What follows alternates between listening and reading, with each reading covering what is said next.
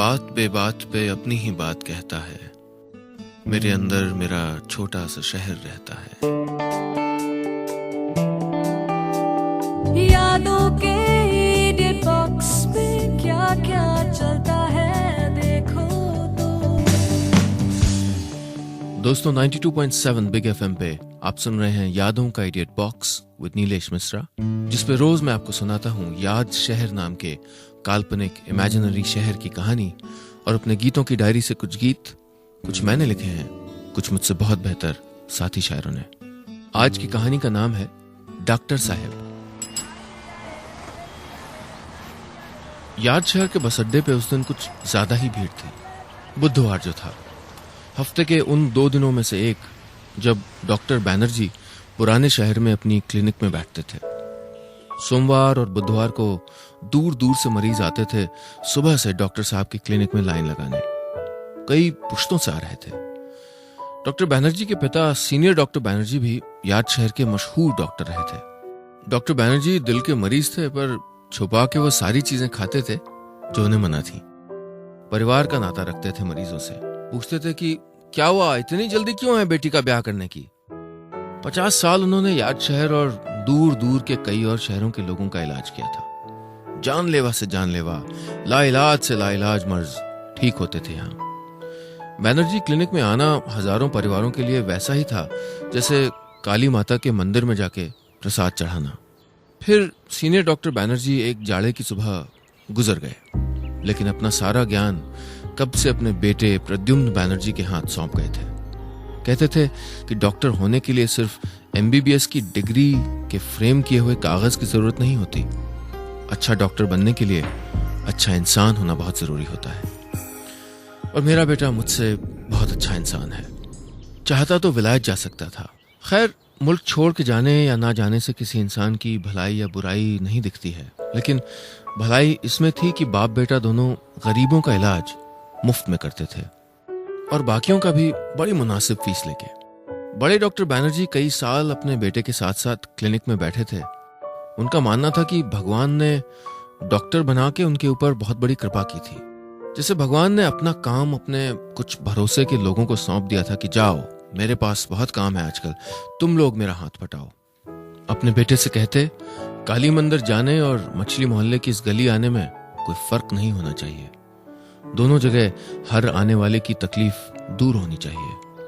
आखिर डॉक्टरी भगवान का दिया ऑर्डर है, व्यापार नहीं है। हर रोज चहकने वाले डॉक्टर बैनर्जी आज कुछ ज्यादा ही चहक रहे थे। अरे आप अटकलें मत लगाइए, डॉक्टर बाबू 65 की उम्र में कहीं दिल नहीं लगा बैठे थे। शकुंतला जी ने रविंद्र संगीत और टैगोर की पोइट्री शो ऑफ कर करके 50 साल पहले स्कूल डेज में ही उनका दिल जीत लिया था। चहक इसलिए रहे थे क्योंकि उनका बेटा आज घर वापस आ रहा था, डॉक्टरी पढ़ के। 2 डॉक्टर बैनर्जी तो इस परिवार में पहले ही पैदा हो चुके थे, अब तीसरे पधार रहे थे। डॉक्टर साहब का बेटा अनिर्बान उनकी आंखों का तारा था, उनका गुरूर। बल्कि सच पूछिए तो एक डिसिप्लिन पसंद पिता की एकमात्र कमजोरी, जिसके लिए उन्होंने अक्सर अपने ही बनाए कानून तोड़े थे। DM साहब की कोठी और IG साहब के बंगले जितना ही मशहूर पता था डॉक्टर बैनर्जी की क्लिनिक का। क्लिनिक खचाखच भरी थी। कुर्सियों, बेंचों, सामने चबूतरे पे हर जगह लोग बैठे थे। डॉक्टर साहब का असिस्टेंट मुन्ना मरीजों के नाम पुकार रहा था और इस बीच डॉक्टर साहब ने देखा कि कमीज पैंट, साड़ी, सलवार कुर्ता पहने आम लोगों की भीड़ में 2 आदमी सूट और टाई पहने भी बैठे थे। उन्होंने वहीं से चिल्ला के कहा, पर्सनल मैटर क्लिनिक में नहीं, कल आइए घर पे 10 o'clock शार्प। सूट टाई वाले चले गए। मरीजों की लाइन को खत्म होते होते 3 घंटे लगे। फिर डॉक्टर साहब अपनी पुरानी गाड़ी में चल दिए रेलवे स्टेशन बेटे अनिर्बान को रिसीव करने। ट्रेन 1 घंटा लेट थी। डॉक्टर साहब प्लेटफॉर्म पर टहलते रहे, फिर बुक शॉप से 2 अखबार खरीद लिए और बेंच पे बैठ के पढ़ने लगे। सामने फ्रंट पेज पे एक बड़े से विज्ञापन पे नजर पड़ी तो मुस्कुराने लगे। जब तक उन्होंने एक कॉफी खत्म की, ट्रेन आ चुकी थी। अनिर्बान स्टेशन से निकलने ही वाला था कि किसी चुलबुले देवता की तरह बेटे के सामने डॉक्टर साहब जाके प्रकट हो गए। बोले, सरप्राइज। अनिर्बान बड़ा खुश हुआ, पापा को गले से लगा लिया। डॉक्टर बैनर्जी और नए डॉक्टर बैनर्जी साथ साथ प्लेटफॉर्म से चल पड़े। गाड़ी में बैठे डॉक्टर बैनर्जी ने गाड़ी चलाना शुरू किया और अनिर्बान ने उनसे अखबार ले लिया। सामने वही विज्ञापन था जिसे देख के उसके पिता मुस्कुराए थे। यार्ड शहर में पहला प्राइवेट हॉस्पिटल खुलने जा रहा था। अनिर्बान बोला, यार्ड शहर भी एडवांस्ड हो रहा है। डॉक्टर बैनर्जी बोले, अरे कितने भी प्राइवेट हॉस्पिटल खुल जाएं, अब मेरा बेटा आ गया है, बेस्ट डॉक्टर इन यार्ड शहर, न्यू ब्लड। अब मैं रिटायर हो जाऊंगा और तुम बैनर्जी क्लिनिक के डॉक्टर बैनर्जी बन जाओगे। जैसे कोई राजकुमार घर वापस आता है, ऐसे अनिर्बान का स्वागत मोहल्ले में हुआ। वो सिर्फ डॉक्टर बैनर्जी का बेटा थोड़े था, उसे तो यार्ड शहर में सब जानते थे। अरे डॉक्टर बैनर्जी का बेटा बाहर से डॉक्टरी पढ़ के आया है, जरूर डॉक्टर साहब जैसा ही अच्छा डॉक्टर बनेगा। अच्छा डॉक्टर यानी अच्छा इंसान। दोस्तों, मुझे अक्सर बड़ी तकलीफ होती है जब देखता हूं कि डॉक्टरी पेशा किस धरातल में जा रहा है। बड़े शहरों में तो डॉक्टर और करोड़पति जैसे एक दूसरे के पर्याय बन गए हैं। 2 साल पहले मेरे पिताजी का एक ऑपरेशन हुआ था तो अस्पताल में काफी वक्त गुजारता था। वहां देखा कैसे अपनी जमीन, अपने बीवियों के गहने बेच के किसान 100 किलोमीटर दूर अस्पतालों में जाते हैं अपने करीबियों की जान बचाने। ये वही गरीब थे जिनके इलाज के नाम पे सरकार ने अस्पताल को कौड़ियों के दाम करोड़ों की जमीन दी थी। दिल का ऑपरेशन तो करते हैं, पर अस्पतालों के पास दिल क्यों नहीं होते। खैर, डॉक्टर बैनर्जी की कहानी की ओर वापस चलते हैं। उन्होंने डॉक्टर होने को हमेशा समाज की भलाई का काम माना था, इसीलिए उनकी क्लिनिक पैसे छापने की मशीन नहीं, अच्छी सेहत की फैक्ट्री बन गई थी। यश और दुआएं तो खूब कमाया था। हाँ, पैसा ज्यादा नहीं कमा पाए थे डॉक्टर बैनर्जी। उनके पिता ने उनके लिए एक बड़ा पुश्तैनी मकान छोड़ा था जो परदादाओं के जमाने का था। मकान भी अब बुजुर्ग हो चला था। आर्किटेक्ट कहते थे कि उसका एक हिस्सा इतना कमजोर हो गया था कि रहने के लिए बहुत खतरनाक था। सो डॉक्टर बैनर्जी ने बैंक से लोन लेके उस हिस्से को तोड़ के दोबारा बनवा लिया था। 10 लाख रुपए लगे थे। यार्ड शहर के मशहूर डॉक्टर प्रद्युम्न बैनर्जी की जिंदगी का अनकहा सच जो दुआएं देते उनके मरीज नहीं जानते थे, वो ये था कि वो 10 लाख का लोन डॉक्टर साहब चुका नहीं पाए थे। पिछले दिन क्लिनिक में बैठे सूट और टाई पहने 2 सज्जन उस बैंक से ही आए थे। अगली सुबह वो दोनों डॉक्टर साहब के कहे अनुसार 10 बजे उनके घर पहुंच गए। बेटे अनिर्बान ने बैंक के अफसरों को बिठाया, चाय पानी पूछा, फिर बोला, पेशेंट हैं आप? पापा ने टाइम दिया है क्या? क्योंकि वो घर पे सिर्फ इमरजेंसी केसेस देखते हैं। 2 अफसरों में से एक ने गला साफ किया और कहा, नहीं सर, हम बैंक से हैं, बस ये बताने आए थे कि अगर 18 दिन में लोन नहीं रीपे हुआ तो हमें ये घर बेचना होगा। डॉक्टर बैनर्जी देखने से तो मस्तमौला लगते थे, लेकिन एक टाइम बॉम्ब था जो उनके मन के अंदर लगातार चल रहा था। मुस्कुराहट के पीछे इस बुजुर्ग डॉक्टर की जिंदगी का सबसे बड़ा डर छुपा था। बैंक को 10 लाख रुपए ना दे पाने के कारण पीढ़ियों पुराना वो खूबसूरत पुश्तैनी मकान बिकने पे आ गया था। बैंक के अफसरों को कुछ दिन में पैसे देने का वादा करके भेज दिया गया, लेकिन 10 लाख रुपए? एक ईमानदार डॉक्टर जो मरीजों से कम फीस लेता था, इनकम टैक्स की चोरी ना करके हर पेशेंट को रसीद देता था और जिसने डॉक्टरी को सेवा का जरिया माना था न कि व्यापार, वो डॉक्टर आज धर्म संकट में था। अगली सुबह डॉक्टर बैनर्जी अपनी छड़ी लेके रोज की तरह मॉर्निंग वॉक पे निकले। हर 10 मीटर पे कोई जानने वाला मिल जाता था। सड़क पे सामने कुछ होर्डिंग्स लगे थे। यार्ड शहर में अपार्टमेंट कल्चर जो शुरू हो रहा था। डॉक्टर बैनर्जी के कुछ दोस्तों ने सलाह दी थी कि वो अपना आलीशान लेकिन पुराना बंगला बेच दें, लोन चुका लें और एक छोटे से अपार्टमेंट में शिफ्ट हो जाएं।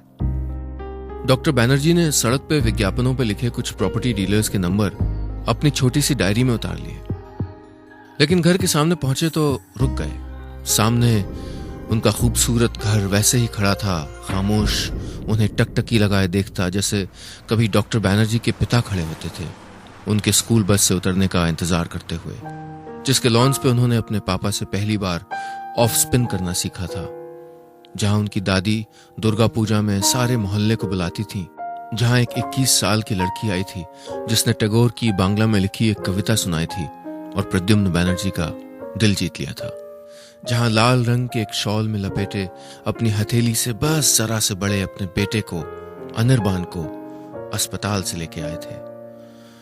वो घर के अंदर पहुंचे। पत्नी शकुंतला ने अपने सारे जेवर बिस्तर पे निकाल के रख दिए थे। बोली, इन्हें बेच दो, शायद घर बच जाए। बस ये चूड़ियां छोड़ देना, सुहाग की निशानी है। डॉक्टर बैनर्जी की आंखों में आंसू आ गए। बोले, शकुंतला, अब मेरा बेटा आ गया है, अब मैं अकेला नहीं हूं। चाहे जो भी हो जाए, इस घर को मैं बिकने नहीं दूंगा। मेरे बेटे की ही जितना प्यारा है मुझे ये, मैं जानता हूं मेरा बेटा इस घर को बचाएगा।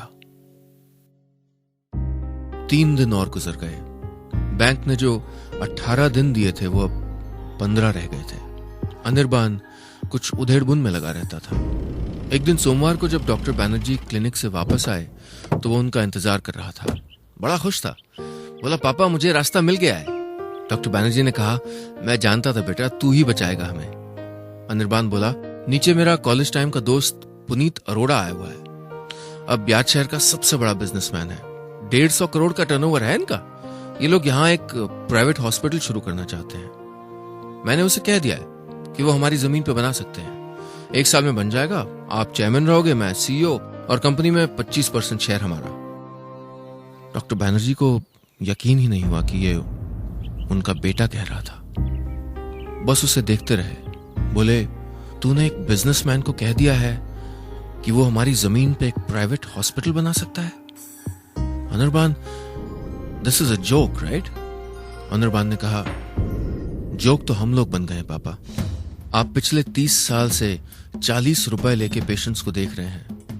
गरीबों का इलाज मुफ्त में करते हैं। शहर के सारे डॉक्टर हंसते हैं हम पे, पता है? कहते हैं यार्ड शहर में 1 नहीं 2 सस्ते सरकारी अस्पताल हैं, सिविल अस्पताल और बैनर्जी क्लिनिक। औरों की मदद करना ठीक है पापा, लेकिन थोड़ा तो प्रैक्टिकल हो जाइए प्लीज। जरा कभी फैमिली के बारे में सोच लीजिए, हमारी फाइनेंशियल सिक्योरिटी के बारे में सोच लीजिए। 10 लाख का लोन नहीं चुका पा रहे हैं। मेरे क्लासमेट्स भी डॉक्टर हैं, दिल्ली बंबई में महीने के 10 लाख कमाते हैं। डॉक्टर बैनर्जी ने सामने कुर्सी का कोना जोर से पकड़ लिया। बोले, अनिर्बान, मैं आज तक सोचता था कि ये घर मुझे तुझ जितना ही प्यारा है, लेकिन असल में ये मुझे तुझसे बहुत ज्यादा प्यारा है। ये घर मेरी विरासत है, मेरे बाबा का आशीर्वाद है, और बाबा ने ये सिखाया है कि डॉक्टरी सेवा का काम है, व्यापार नहीं है। अभी चला जा बेटा यहां से। दिमाग ठीक हो जाए तो आना, साथ में खाना खाएंगे। अपने करोड़पति दोस्त को भी ले जा। नहीं चाहिए मुझे चेयरमैन की कुर्सी, 25% शेयर। और फिर जोर से चिल्लाए, विशंभर, गाड़ी निकालो, ECG। पहुंचे हुए डॉक्टर जान जाते हैं कब उन्हें हार्ट अटैक होने वाला होता है। डॉक्टर बैनर्जी को हार्ट अटैक आ गया था। डॉक्टरों ने कहा कि वो इतने अलर्ट थे इसलिए जान बच गई थी, लेकिन ये झूठ था। वो चाहे अपने ICU के बिस्तर पे लेटे थे, पर डॉक्टर बैनर्जी की जान तो असल में चली गई थी। सारी रात की जगी उनकी पत्नी शकुंतला अपने पति की खामोश आंखों में देख रही थी। दिल का गहरा घाव चेहरे पे उतर आया था। शकुंतला उनके लिए पैकेट से दवा निकालने के लिए मुड़ी ही थी कि डॉक्टर बैनर्जी ने उनकी हथेली थाम ली। बोले, शकुंतला, कहां चूक कर दी हमने अपने बेटे को बड़ा करने में। लेटे लेटे आंख के कोने से आंसू की एक बूंद निकल पड़ी। 60 साल में पहली बार मछली मोहल्ले की उस गली में बैनर्जी क्लिनिक बंद थी। सैकड़ों मरीज दूर दूर से आ चुके थे। रिक्शों पे पैदल उस गली की ओर चले आ रहे थे। डॉक्टर बैनर्जी की क्लिनिक बंद थी। शहर में ये बात आग की तरह फैल गई। अगले दिन किसी पत्रकार ने बैंक लोन वाली बात भी पहले पन्ने पे छाप दी। जिनकी तकलीफें डॉक्टर बैनर्जी या उनके पिता ने कभी दूर करी थी, सब एक दूसरे को फोन करके नुक्कड़ पे रोक के सरस्वती टी स्टॉल की भीड़ में बता रहे थे कि आज शहर के सबसे चहेते लोगों में से एक आज मुश्किल में थे। 4 दिन बीत गए, फिर 7, फिर 10, और आखिरकार वो दिन आ गया जब डॉक्टर बैनर्जी को बैंक को 10 लाख रुपए देने थे अपना पुश्तैनी मकान बिकने से बचाने के लिए। 2 हफ्ते से वो किसी से नहीं मिले थे। उनके बेटे ने एक छुरा घोंप दिया था उनके कलेजे में। 18वें दिन करीब 12 बजे डॉक्टर बैनर्जी एक हल्की नींद से जागे कुछ महसूस किया। बेटा अनिर्बान उनके पांव छू रहा था। बोला, पापा मुझे माफ कर दीजिए, भटक गया था। ये हैं 10 लाख रुपए। याद शहर और कई और शहरों से हजारों लोगों ने पिछले 2 हफ्तों में 100, 50, 500 रुपए जोड़ के पूरे किए हैं। अब घर नहीं बिकेगा। डॉक्टर बैनर्जी ने बेटे को देखा, बोले, ये पैसे मुझे नहीं चाहिए, घर नहीं रहेगा अब। बैंक का लोन चुका के हम लोगों के लिए 3 कमरे छोड़ के उसमें एक अस्पताल बनेगा, जहां कभी किसी को अपनी जान बचाने के लिए पैसा नहीं देना पड़ेगा। डॉक्टरी सेवा का काम है बेटा, व्यापार नहीं है। बस इतनी सी थी आज की कहानी।